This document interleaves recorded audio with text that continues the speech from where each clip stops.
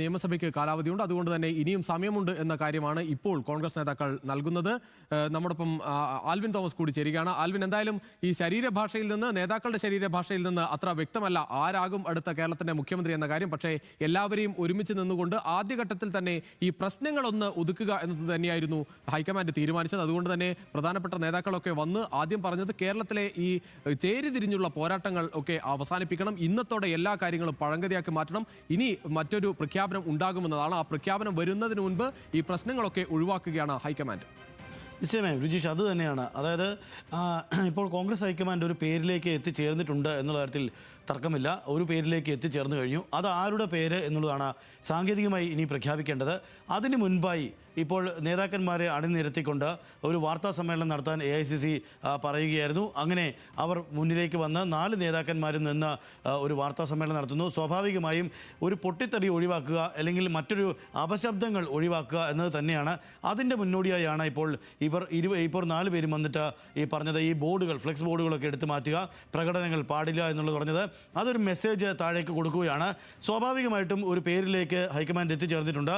ആ എത്തിച്ചേർന്ന പേര് മാത്രമാണ് ഇനി സാങ്കേതികമായി പ്രഖ്യാപിക്കേണ്ടതുള്ളത്. അത് ആരാണ് എന്നുള്ളത് തന്നെയാണ് നമ്മുടെ ഇപ്പോഴത്തെയും ഉദ്വേഗമുള്ളത്.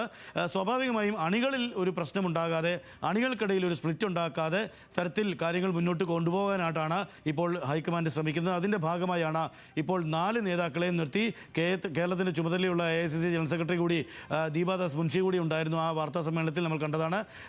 തീരുമാനം പ്രഖ്യാപിക്കുന്നതിന് മുമ്പ് തന്നെ സ്വാഭാവികമായും അത് അണികൾക്ക് പ്രശ്നങ്ങൾ ഉണ്ടാകാതെ, അണികൾക്കിടയിലേക്ക് അതൊരു വലിയ വിഷയം ഉണ്ടാകാതെ തരത്തിൽ അത് കൈകാര്യം ചെയ്യുക എന്നത് കൂടിയാണ് ഈ വാർത്താ സമ്മേളനത്തിലൂടെ AICC ഉദ്ദേശിക്കുന്നത്.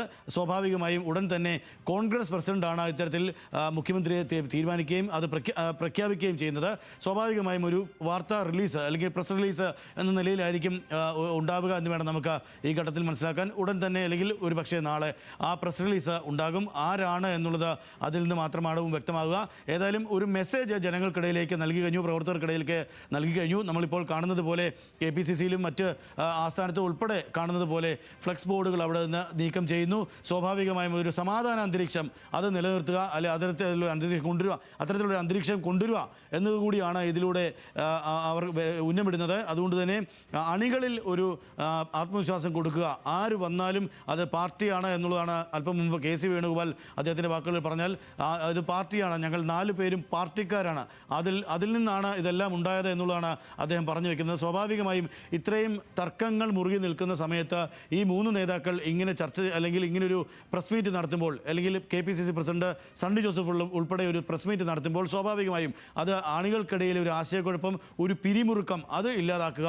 അത് പ്രശ്നങ്ങളിലേക്ക് പോകാതെ, പ്രകടനങ്ങളിലേക്ക് പോകാതെ, പ്രതിഷേധങ്ങളിലേക്ക് പോകാതെ ഏത് തീരുമാനവും അത് ഹൈക്കമാൻഡിൻ്റെ ഭാഗത്തുനിന്നുണ്ടായാൽ അത് സ്വീകരിക്കാൻ വേണ്ട തക്ക വിധമുള്ള തരത്തിൽ കാര്യങ്ങൾ ഒരുക്കുന്നു എന്ന് വേണം നമുക്ക് ഈ ഘട്ടത്തിൽ മനസ്സിലാക്കാൻ. അതിൻ്റെ ഉദാഹരണമായി തന്നെയാണ് ഈ വാർത്താ സമ്മേളനം ഇപ്പോൾ നടത്തിയത്.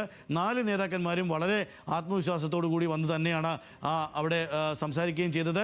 ആർക്ക് വന്നാലും അതിൽ പ്രശ്നമുണ്ടാകില്ല എന്ന തരത്തിലാണ് അവരുടെ മെസ്സേജ് ഉള്ളത്. അവരുടെ ശരീരഭാഷ അങ്ങനെ തന്നെയായിരുന്നു. സ്വാഭാവികമായും ഒരു പേരിലേക്ക് എത്തിച്ചേരുമ്പോൾ മറ്റ് 2 പേരിലുള്ള ആളുകൾക്ക് അതൃപ്തി ഉണ്ടാകാനുള്ള സാഹചര്യം അത് ഒഴിവാക്കുകയാണ് അല്പം മുമ്പ് നടത്തിയ വാർത്താ സമ്മേളനത്തിൻ്റെ അടിസ്ഥാനമായി നമ്മൾ കാണേണ്ടത്. ഏതായാലും ഒരു പേരിലേക്ക് ഹൈക്കമാൻഡ് എത്തിച്ചേർന്നു എന്നുള്ള കാര്യത്തിൽ തർക്കമില്ല.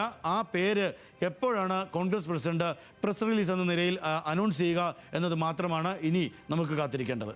ശരി ആൽവിൻ, ആരാകും ആ നായകൻ എന്ന് തന്നെയാണ് എല്ലാവരും ഉറ്റുനോക്കുന്നത്. എന്തായാലും കോൺഗ്രസ് പ്രവർത്തകരോട് പറയുന്നത്, ഈ കേരളത്തിൻ്റെ പ്രവർത്തകർ, അത് കോൺഗ്രസ് പ്രവർത്തകർ അത്രയധികം പ്രയാസപ്പെട്ട് പോരാടിയാണ് ഈ വിജയം നേടിയത്. 102 സീറ്റിലേക്ക് ആ നമ്പർ എത്തിച്ചേർന്നത്. അവരുടെ കയ്യിൽ കിട്ടിയ നിധി എന്താണ് എന്ന് മനസ്സിലാക്കാതെ പരസ്പരം പോരടിക്കുന്ന കാഴ്ചയാണ് നമ്മൾ കണ്ടത്. അത് നിർത്തണം എന്ന് നേതാക്കൾ ഒന്നായി തന്നെ പറയുകയാണ്. ആ തരത്തിലേക്ക് ഒന്നിച്ച് നിന്ന് ഐക്യം ഊട്ടിയുറപ്പിച്ചുള്ള ഒരു പ്രവർത്തനത്തിലേക്ക് പോകണമെന്ന് ആദ്യഘട്ടത്തിൽ പറയുന്നു. ഇനി ആ പ്രഖ്യാപനത്തിനാണ് എല്ലാവരും കാത്തിരിക്കുന്നത്.